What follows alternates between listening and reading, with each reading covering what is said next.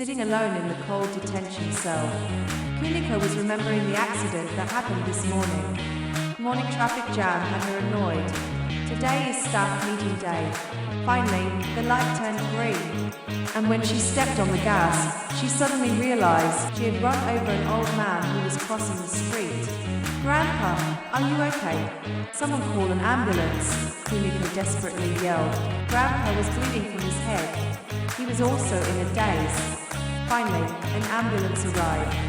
When she arrived, Kuniko was also in a cold sweat and had collapsed. She woke up in the police medical room. A female police officer was standing next to her. "Did you notice?" "Yes." "Where's your grandfather?" "He's in the ICU." "Is that so?" Kuniko had been an elementary school teacher for 30 years and was soon to become vice principal. But she was in the worst possible situation. While Kuniko was in detention, holding her head in her hands, and at a loss, a visitor appeared. He said he was a lawyer. The lawyer was the principal of a middle school in the same town. She came with Kuniko's husband. "You," Kuniko said in a tearful voice. Her husband tried his best to look calm and smiled. "What's happened is over. Cheer up. Luckily, your grandfather seems to have survived. So, I asked the insurance company to introduce me to a lawyer, so that we could settle things peacefully. It was a young female lawyer. Professor, it's me. Shinko Tachibana. I was taken care of by you about 15 years ago." "What?" Kuniko thought for a moment. "What was that?" "She has been a teacher for 30 years. She has taught over 1,000 students."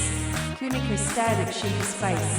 Shinko pointed to the small scar next to her eyebrow. "Ah, that's Shinko."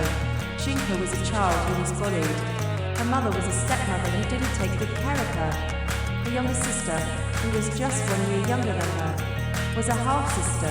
The difference between her sister, who wore nice clothes, and Shinko, who wore shabby clothes, was obvious to everyone. Such weaknesses were not overlooked by mean kids. "You always wear red.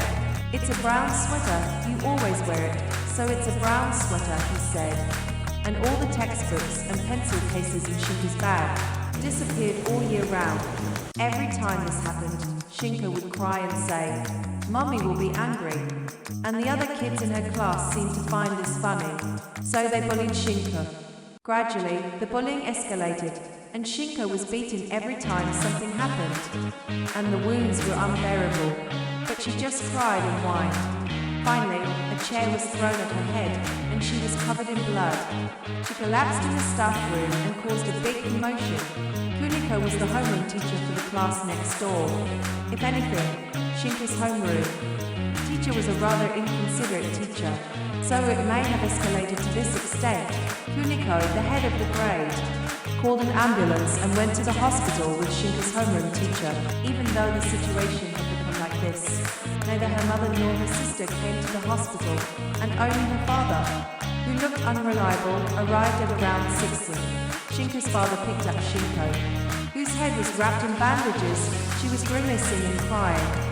"It's because Dad is unreliable. Please forgive me, please forgive me." A pitiful father and daughter. As expected, it became a problem within the school, and even the principal and vice principal tried to protect Shinko. So after that, she seemed to be living a peaceful school life. That time, "Yes, thanks to you." Shinko spoke clearly and had grown into a bright and lovely woman, incomparable to the time. "You were my goal, teacher. When I was injured, I was crying in the hospital. But you always encouraged me. I will protect you. I will protect you. You were by my side for 3 hours until my father arrived. Those 3 hours changed me. Now it's my turn to protect you. You will protect me. Those 3 hours changed that child." Shinko's words moved Kuniko beyond happiness to the point of her heart itching. And Kuniko, who was at the brink of despair, thought that she was really glad to have become a teacher.